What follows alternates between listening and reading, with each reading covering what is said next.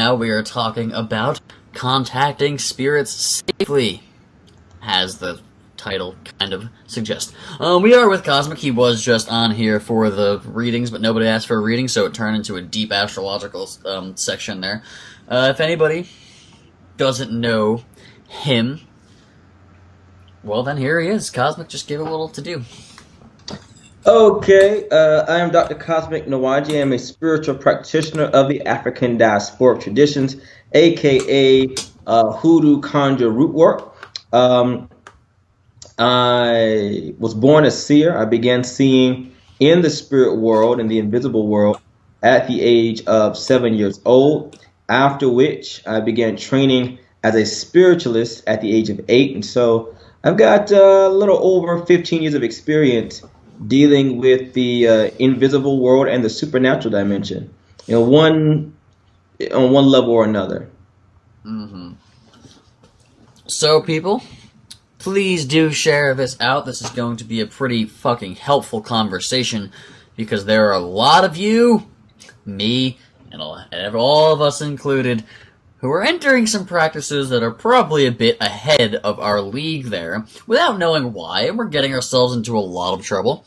So, Cosmic was here to give us one that is actually safe to do, teach you how to do it, tell you why it works, so you don't go getting yourself possessed by some damn spirits when you just read some frickin' blog from somebody who never even entered the tradition they're teaching you. So, Cosmic, if you want to give a little insight as to why this topic is necessary, and some of the damages people have brought upon themselves, so they know just why this is a good video to watch. Oh, certainly.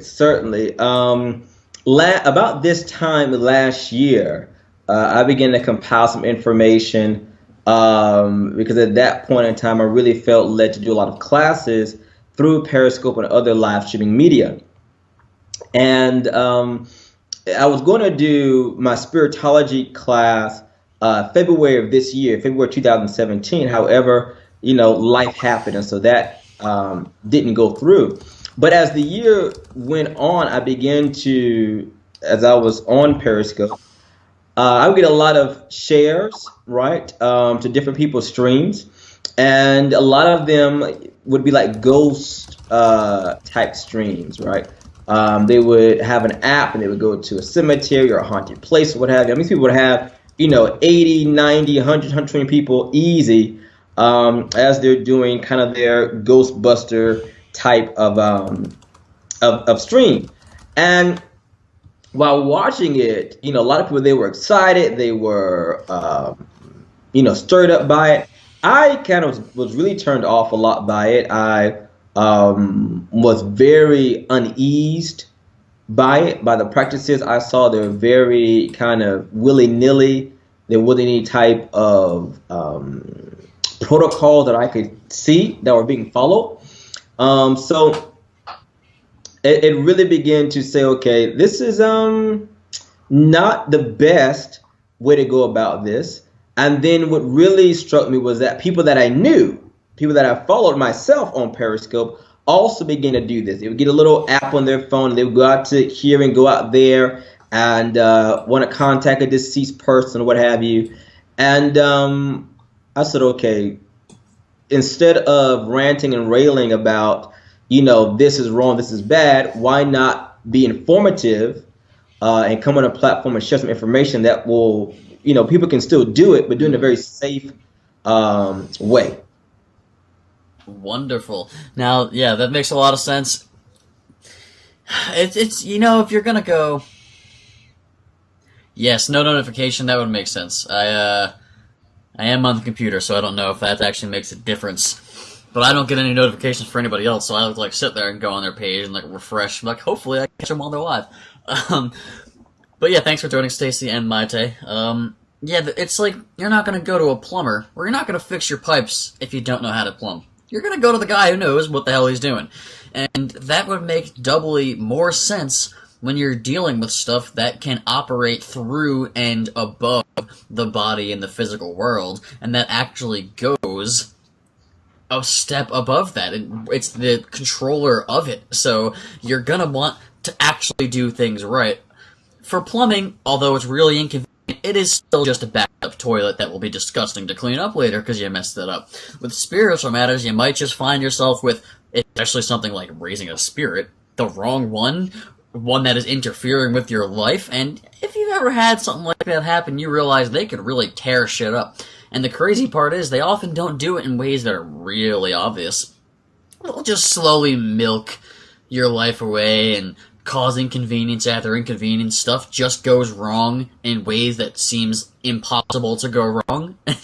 And it's not something you want to be getting yourself involved with. So it is definitely appreciated that you come on here and teach some people how to do this right. So I guess let's get started in what we're actually doing today for this episode.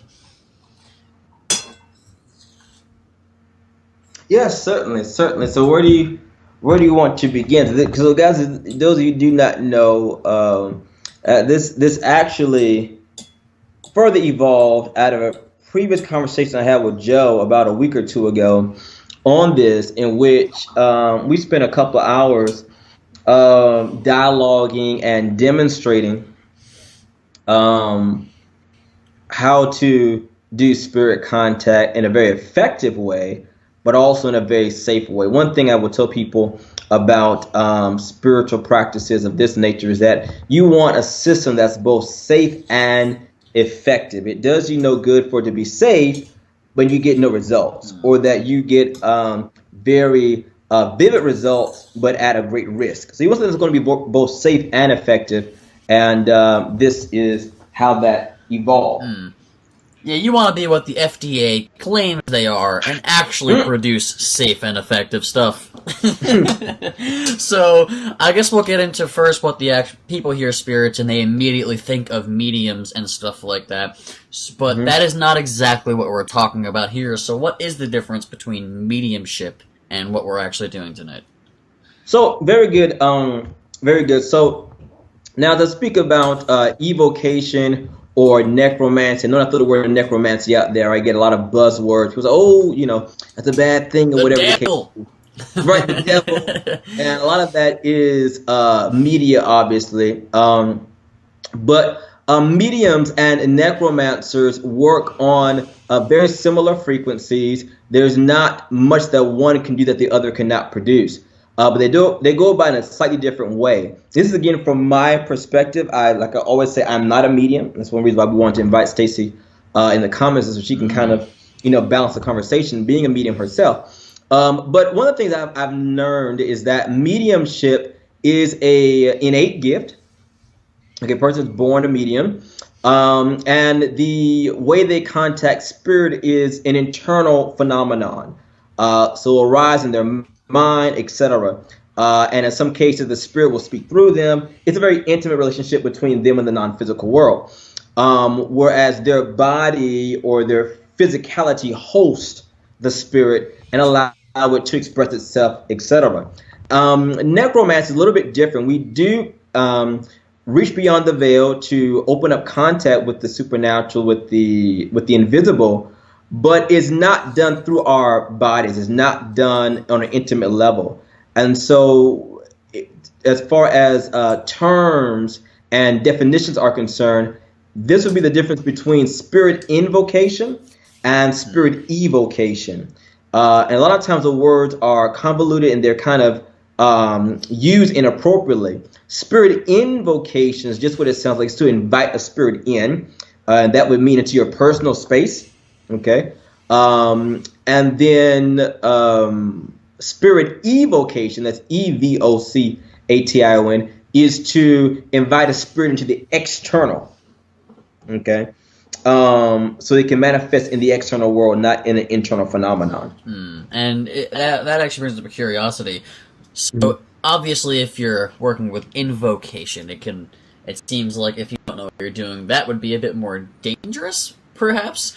I'm just curious if there's before we get into it, is there a way to use that strategy for things that, especially in practices like yours, you can sometimes deal with, or like high magic, you can deal with something like a demon or something. Is there a way to actually use invocation with that without actually ruining your life? There are, and as we go forward with these spirituality series, we'll go into defensive measures and things of that nature. But yes, certainly there are ways to safely invoke. Okay, one of the ways is to invoke a counterbalance. One of the things that you'll find that really messes people's lives up, we talk about protection, things like that, is, and we'll get into this in this topic, is they do not do a license to depart. They do not dismiss the spirit. And so what happens is that door is left open, or that spirit is never removed. And so it will begin to radiate its character, its energy per se, into the person, through the person, and that individual begin to become overwhelmed with that spirit's presence. That can lead into things like a mounting, a full-on mounting, or even a possession. Ooh boy, gonna need some body of Christ some help there. That is pretty intense. So now I guess we can go into a little bit on what these materials here are actually used for. Specifically, some of the real basics of scrying, which, as far as I understand it, usually just tends to have, and this is evocation, of course, what we're about to be talking about. As far as I understand, usually just requires a clear or reflective substance of some sort. So I guess we'll just go over what the actual water in this image is used for and how this is actually going to be used to. So, interestingly enough, this is actually, now that I think about it, it's actually a little more elaborate than what anyone here would need. Really, they would need the things that are in the center. So really, a glass of water, what we call the triangle of art there, that, you guys can contact Joe, he can give you the printout for that. It's really just basic computer paper there. And a goblet of water, a glass of water. Now, the other things you see there are specific to the work I was doing at the time. But again, for the basics that we're dealing with today, those are not necessary. Just those things you see in the center is what I recommend is required. Even easier. So we need less materials than we thought we were needing. Right. Actually, we did readings like an hour or so ago, so that is not for this scope. You're gonna have to come back all the way next Tuesday unless I decide to throw another little reading segment onto my scope. So sorry about that if you missed it. But Tuesdays 8:30 Eastern are when we do that. So tune in then for any reading scopes that we're doing. So then we got even less required. So it's just candles, a piece of paper, and a goblet of water. How much simple can you get? So you're trying to talk to some people. That's something I imagine is in most people's houses. So that actually is why we're doing this little series here. I guess, let's crack into how it actually works. What are we doing with this water? So the water serves a couple of purposes. Water is a very powerful element. It has always been known in every occult circle known to man to be highly psychic because of its very fluid nature. Even in alchemy, water is what we would consider a female element, in that it receives impressions very, very easily. We know through the works of Dr. Isao Emoto that water can pick up the energies, can pick up the vibrations of sound around it. It can even transmute the vibrations from sound around it.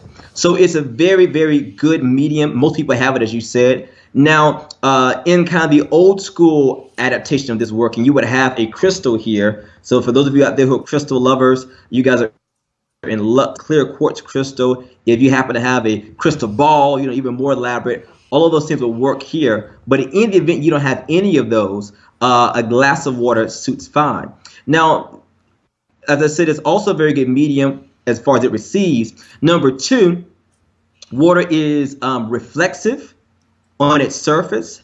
But then as you begin to go deeper into the water, also becomes, it magnifies. You can see that the kind of MI there is magnified as well. So those are three properties of water right off the top. A fourth property of water is that it is a natural cleanser. When I do readings, particularly, online or what have you, even when I do them in the shop or at my home, I will have a glass of water between me and my client, just as a purifying energy, a purifying agent, as the energies transmit between I and them. Of course, that's So probably where the introduction of something like holy water was actually certainly, created for. certainly, absolutely. It's just like you, absolutely, it's holy water. So water to the multitude of purposes. It is not called the universal solvent for nothing.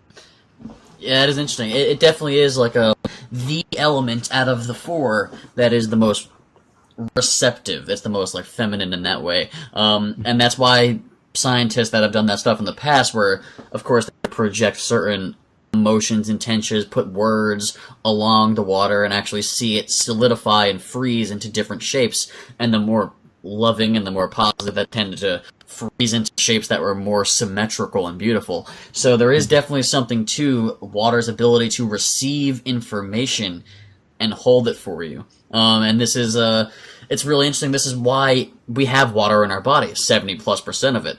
So this is probably where mediums are actually getting helped from, because it is actually the water within our bodies that is able to receive energies and currents and things like that. So they kind of do have a similar setup, just within instead of without. So it's pretty interesting.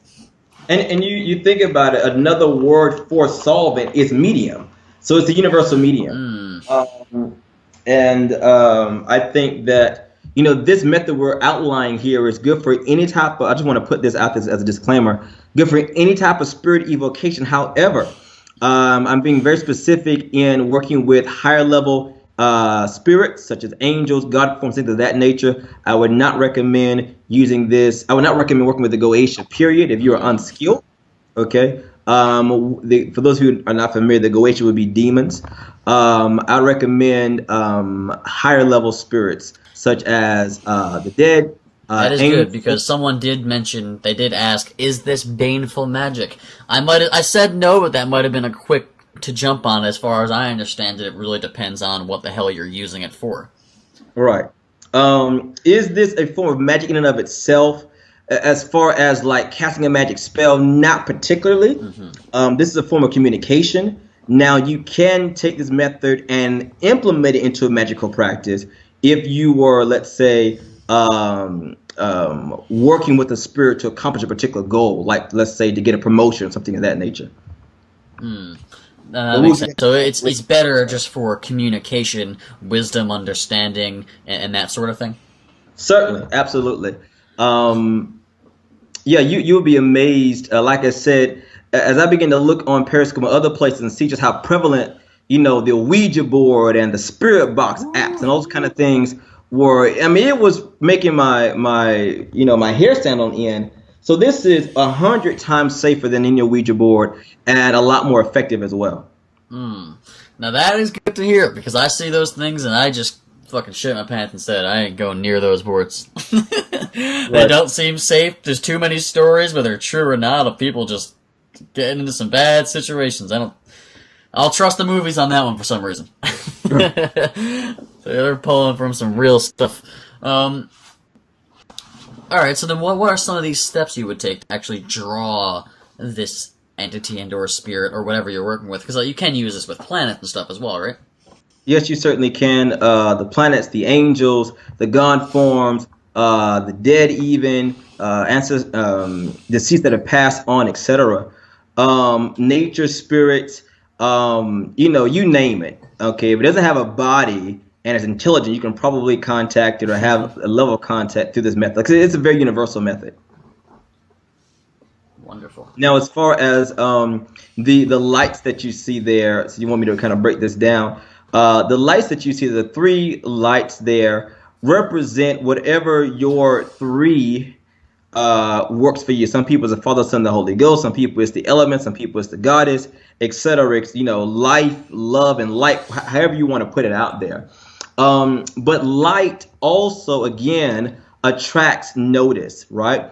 And even in some of the traditions I come from, when you want to elevate a spirit, such as an ancestor, for example, then, you give them light and water to refresh them and to elevate them. And by that, I mean to raise their vibration and their consciousness.